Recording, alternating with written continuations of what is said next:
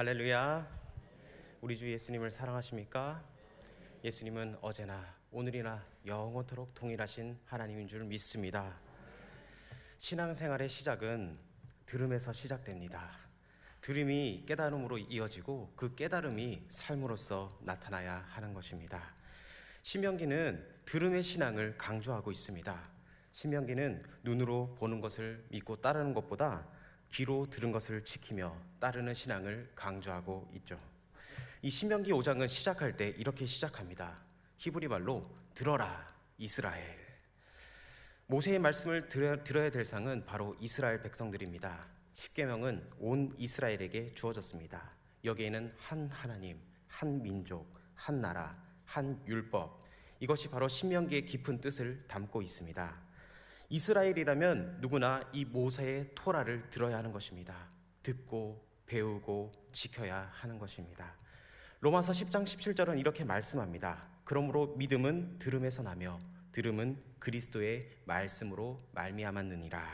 아멘. 하나님의 말씀을 들으면서 우리는 익혀야 합니다. 듣고 익힌 만큼 그것을 삶으로서 지켜야 하는 것입니다. 오늘 본문 말씀 1절을 다시 한 번 더 읽어보도록 하겠습니다. 시작. 모세가 온 이스라엘을 불러 그들에게 이르되 이스라엘아, 오늘 내가 너희의 귀에 말하는 규례와 법도를 듣고 그것을 배우며 지켜 행하라. 아멘. 우리가 살고 있는 이 시대는 귀로 듣는 시대에서 눈으로 보는 시대로 넘어선 지 오래되었습니다. 불과 몇십 년 전만 해도 각 가정에 안테나 있는 라디오를 다 가지고 있었습니다. 그래서 제가 어렸을 때 생각해 보니까 할아버지 품에 할아버지 할머니랑 잠을 자고 할아버지가 그러면 늘 극동방송을 틀었습니다. 그러면은 그 찬양 소리가 들리고 찬송가 소리를 들으면서 그렇게 일어났던 것이 기억납니다. 그런데 오늘날 시대는 여러분도 잘 아는 유튜브 시대가 되었습니다. 즉 한마디로 영상 시대가 되었던 것이죠. 눈으로 보는 것도 이제 입체적인 게 돼야 되고 사실적이고 그리고 동영상을 통해서 전달되는 그런 시대를 살아가고 있습니다. 그만큼 확실한 것을 보고 따지는 시대가 되었습니다. 이런 시대상을 비한다면은 보기보다는 듣기에 심혈을 기울이는 이 신명기의 주장은 한참 시대에 뒤떨어져 보입니다. 모든 것이 디지털로 변하는데 그런 시대의 조류를 역행하고 아날로그를 고집하고 있는 것처럼 보입니다. 그렇지만 이스라엘이 살 길은 보는 데에서 있지가 않습니다. 이스라엘의 살 길은 듣는 데서 열린다는 것입니다. 이 듣는다는 말은 히브리어로 순종하다는 뜻을 가지고 있습니다. 하나님의 말씀을 듣고 순종하는 그 걸음에서 비로소 인생의 문이 열리게 된다는 것입니다. 먼저 귀로 듣고 순종할 때 하나님께서 우리의 길을 열어주실 줄 믿습니다. 그렇다면 누가 들어야 되겠습니까? 바로 온 이스라엘이 들어야 합니다. 하나님과 언약을 맺은 백성들이 하나님의 말씀을 들어야 하는 것입니다. 호렙산에서 하나님은 이스라엘과 언약을 세우셨습니다. 우리 2절과 3절을 다시 한 번 더 읽어보도록 하겠습니다. 시작. 우리 하나님 여호와께서 호렙산에서 우리와 언약을 세우셨나니 이 언약은 여호와께서 우리 조상들과 세우신 것이 아니요 오늘 여기 살아있는 우리 곧 우리와 세우신 것이라. 아멘. 주님께서 이 언약을 우리 조상과 세운 것이 아니라 오늘 여기 살아있는 우리 모두와 세운 것이라고 말씀하고 있습니다. 하나님은 오늘을 살고 있는 우리와 이 언약을 세우셨다는 것입니다. 호렙산에서 하나님은 우리가 하나님의 자녀가 되고 하나님은 우리의 주인이 되시는 그런 관계를 맺고 계신다는 말씀입니다. 오늘 본문은 오늘의 전형적인 신명기 용어가 나옵니다. 이 신명기는 오늘 이 단어를 참 많이 사용합니다. 하나님은 항상 어제의 이스라엘이 아닌 오늘 이스라엘과 언약을 맺기로 결정하셨다는 것입니다. 여러분, 우리 신앙생활은 과거가 중요하지 않습니다. 신앙생활의 기본형은 현재형이 되어야 한다는 겁니다. 하나님과 우리가 맺는 이 언약의 관계는 늘 현재 진행형으로 이어져야 하는 것입니다. 과거에 사로잡힌 것이 아니라 오늘을 살아가는 그리스도인이 되길 원합니다. 과거 신앙생활 내가 어떻게 했든지 중요하지 않습니다.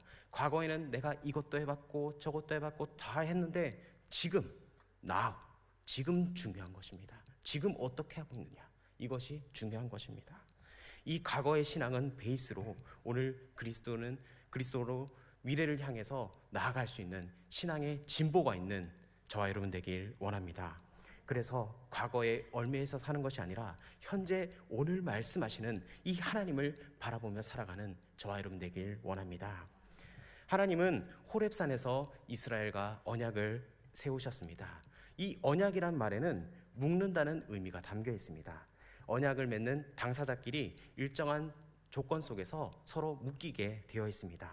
모세는 40년 광야 유랑을 거쳐서 가나안 땅 근처에 다다르자 이스라엘에게 이스라엘의 근본이 무엇이는지를 되새겨 봅니다. 그 되새김질 속에서 이스라엘의 정체성을 기억하고 있습니다.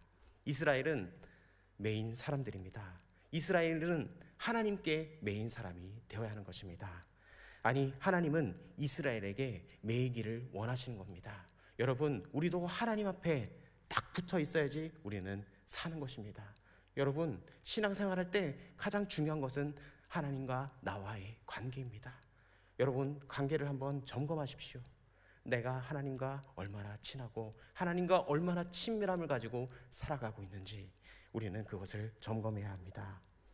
오늘 본문에서는 하나님과 언약을 맺는 대상인 이스라엘이 어떤 존재인지를 밝혀주고 있습니다. 여러분, 이스라엘이 고귀한 것은 그들이 보물을 많이 가지고 재물을 많이 소유해서 그런 것이 아닙니다. 이스라엘 백성들이 소중한 것은 그들이 하나님과 언약을 맺은 백성이기 때문입니다. 하나님과 더불어 살겠다고 서약한 백성이기 때문에 그들이 존귀하고 소중한 것입니다. 그 이스라엘이 바로 오늘 신명기를 읽는 우리라는 것입니다. 바로 저와 여러분이라는 것입니다. 이 하나님의 말씀은 늘 오늘 읽혀져야 하는 것입니다. 하나님의 말씀은 어제의 말씀이 아닙니다. 하나님의 말씀은 오늘 지금 듣는 이 말씀입니다.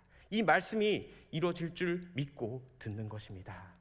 그렇다면 우리는 무엇을 들어야 하겠습니까?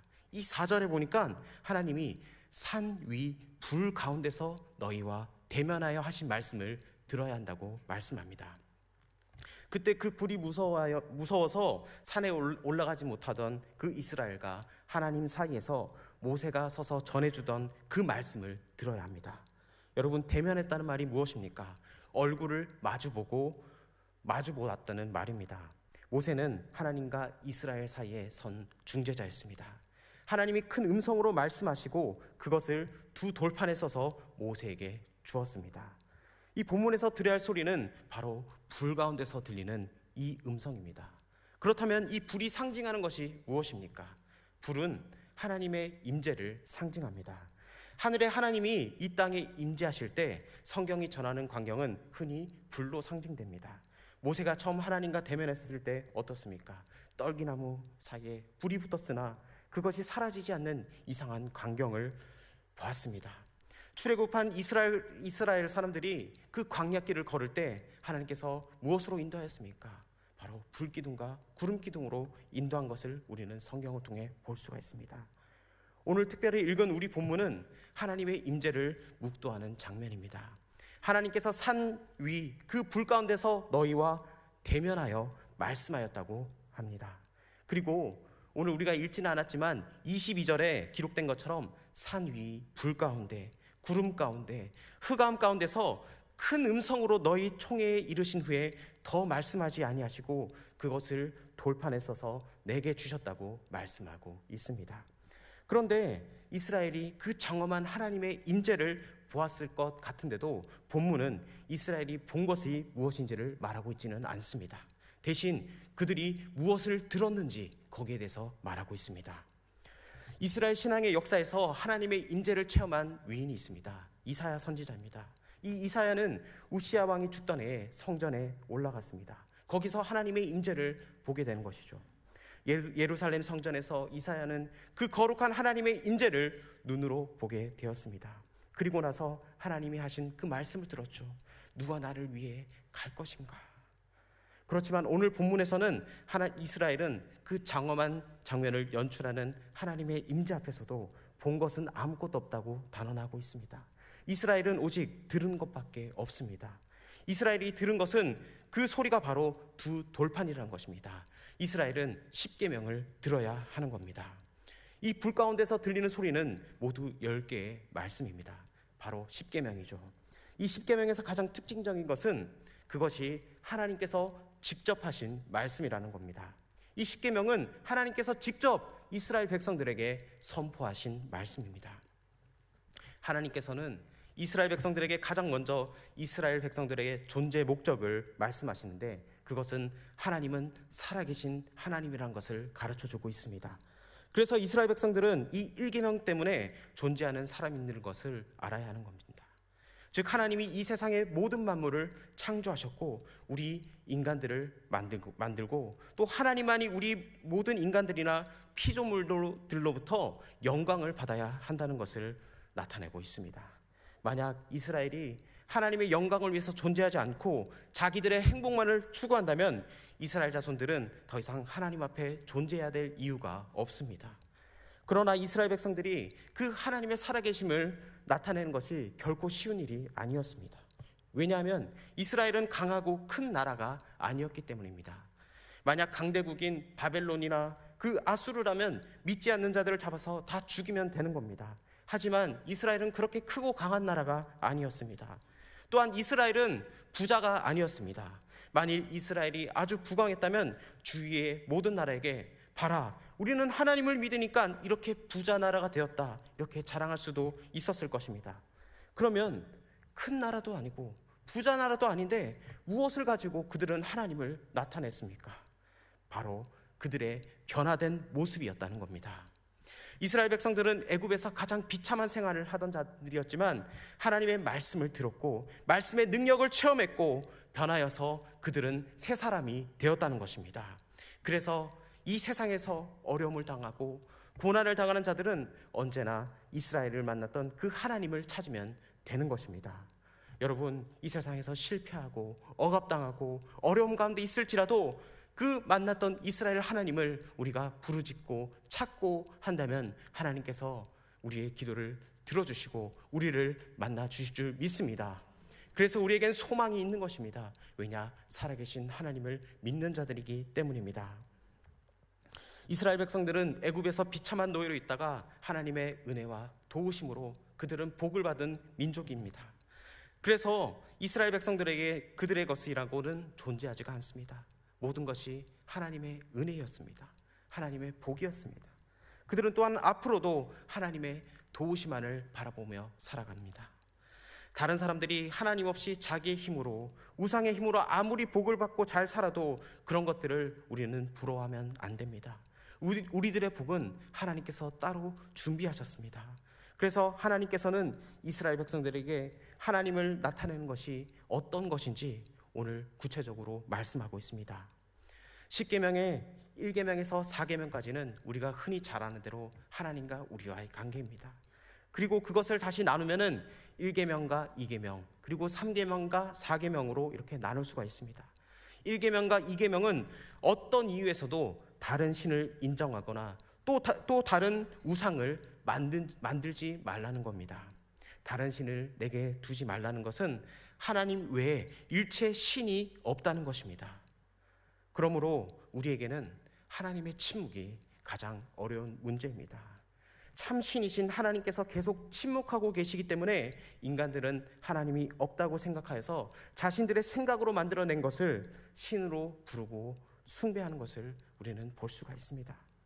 그럼에도 불구하고 하나님께서 가만히 계신 것은 우리 인간들의 인격을 끝까지 존중하고 우리를 사랑해 주시기 때문입니다. 즉, 우리 인간은 강압적인 힘으로 인해서 하나님을 아는 것이 아니라 자신의 지각을 사용해서 인격적인 하나님을 찾고 만나야 합니다. 옛날에는 우리나라가 가난해서 아이를 낳아서 기를 능력이 안 돼서 다른 나라에 입양을 보냅니다. 그런데 그 자녀들이 몇십 년이 지나고 나서 우리 본국을 찾아옵니다. 찾아와서 하는 일이 무엇입니까? 자신의 부모님을 먼저 찾습니다. 마치 자녀가 그 부모를 모르면 인생이 풀리지 않는 것처럼 느껴지기 때문에 그들은 한국에 와서 나중에 부모님을 찾게 됩니다. 그래서 부모님, 왜 그때 저를 그 상황에서 이런 결정을 하셨습니까? 이렇게 물어봅니다. 이것처럼 우리는 하나님을 만나지 않으면 인생 전체에 의문부호이고 풀리는 것이 아무것도 없습니다. 우리가 하나님을 인격적으로 만나지 못하면 마음속에 죽을 때까지 풀리지 않는 그 공허함이 있다는 것입니다. 여기에 앉아있는 여러분들은 하나님을 인격적으로 만날 수 있는 자들 되길 원합니다. 하나님을 인격적으로 만나야지, 거듭 남의 체험이 있어야지 신앙생활을 할 때 흔들리지가 않습니다. 교회에 거저 왔다가 거저 가는 것이 아니라 하나님의 말씀을 듣고 하나님을 만나는 귀한 역사가 일어나길 원합니다. 그리고 다른 어떤 것으로도 하나님의 형상을 만들지 말라고 하셨습니다. 공중의 새와 땅의 짐승이나 물속의 물고기들은 그 하나하나가 독특한 개성을 가지고 있어서 만들거나 표현하고 싶어하는 것이 그런 충동을 느낍니다. 즉 인간의 마음에는 자기 마음이나 감정에 표현하고 싶은 욕망이 있는데 이것이 표현되고 채워질 때 가장 고상한 만족감을 느낀다고 합니다. 그래서 사람들은 종교를 찾고 거기에 헌신하지만 이것은 단지 자신의 감정을 만족하는 것밖에 되지가 않습니다. 결국 자기 자신의 감정에 감동하고 자기 열정에 만족하는 자기 만족에 불과한 것이죠.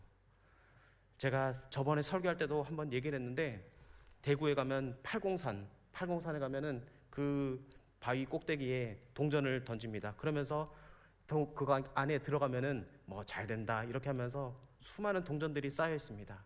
그러면 누가 복 받습니까? 본인들이 복 받습니까? 거기에 주지 스님이 복을 받습니다. 그 동전 다 가져가니까 그 다 자기 거 아닙니까?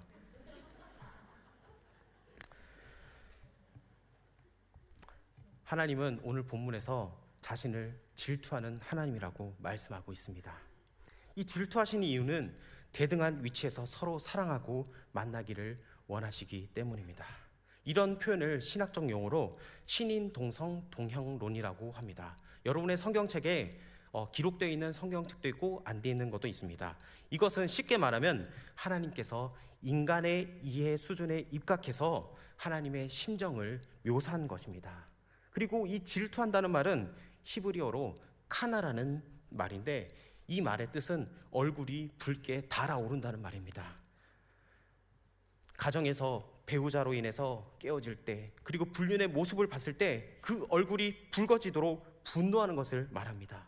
이처럼 하나님께서는 그만큼 우리를 사랑하고 아껴주시고 우리를 인도해 주신다는 말입니다. 또한 본문에 나오는 하나님을 미워하는 자, 이것은 상상해서 하나님을 표현하는 사람인데 아무리 아름답게 하나님을 묘사해도 그것은 실제하는 하나님이 아니고 자기 자신입니다. 그런데 그 더 무서운 것은 그런 자의 죄를 자식 3, 4대까지 갚겠다고 하신 것입니다. 이것은 이런 자기도취나 자기 중심적인 신앙의 자세가 얼마나 퍼지기 쉽고 설득력 있는지 자손 3, 4대까지 바른 신앙을 가지기 어렵다는 말입니다. 그래서 한번 바른 말씀에서 떠나서 자기의 욕망을 향하게 되면은 금방 돌아오는 것이 너무나 어렵습니다. 여러분, 죄짓고 추악하고 방탕하고 여러분 그런 사람들이 쉽게 돌아오기가 쉽지가 않습니다. 왜냐하면 세상에 얽매여 있고 묵은 때가 너무 많기 때문에 그것을 다 털고 와야 되는데 그렇게 하지 못하기 때문에 하나님 품으로 돌아오기 어렵다는 것입니다. 그러나 하나님을 사랑하고 그 계명을 지키는 자들에게는 어떤 복을 허락하십니까? 자손 1000대까지 복을 내리시겠다고 말씀하셨습니다. 하나님을 사랑하는 것과 그 계명을 지키는 것은 같은 것입니다. 하나님을 사랑하면 말씀을 사랑하고 지키게 되어 있습니다. 그러면 자손 1000대까지 복을 주시겠다고 오늘 말씀하고 있습니다. 즉 부모가 말씀을 사랑하면 그들도 모르게 자녀들이 그런 신앙을 본받게 되어 있습니다. 여러분 집에 가셔서 TV를 끄고 말씀을 읽으십시오. 그러면 아이들이 처음에는 엄마 아빠 왜 그래요? 이렇게 하지만 그것이 계속 보여지다면 나도 성경 읽어야 되겠구나 이런 마음이 듭니다. 제가 아이동산 아이들에게 가르쳐 줍니다. 여기 아이동산 부모님들 계시는데 명절 때도 추석 때도 예배 드리고 그리고 엄마 아빠 자기 전에 기도해 주세요. 그렇게 부탁을 합니다. 아이들이 안 듣는 것 같아도 다 듣습니다. 그리고 아이들에게 교리 교육도 시킵니다. 우리 은석이 어딨죠? 은서가 이신칭이 뭐지? 이신칭이가 뭐죠? 은규야, 이신칭이. 네. 계속해서 아이들에게 반복해서 가르치고 있습니다. 믿음으로써 의롭게 되는 것. 여러분, 신앙 교육은 반복입니다. 하나님의 말씀을 한 번 듣고 흘리는 것이 아니라 그것을 계속 반복할 때 그것이 능력이 나타납니다. 언제 나타납니까? 우리가 힘들고 괴롭고 어려울 때 우리가 하나님께 기도하면은 그때 들었던 말씀들이 생각납니다. 그래서 이 말씀을 통해서 우리는 위로함을 받는다는 것입니다.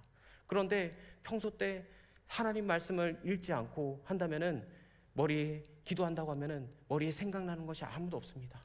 여러분, 우리가 그렇게 하기 위해서 늘 항상 하나님의 말씀을 기억해야 될 줄 믿습니다.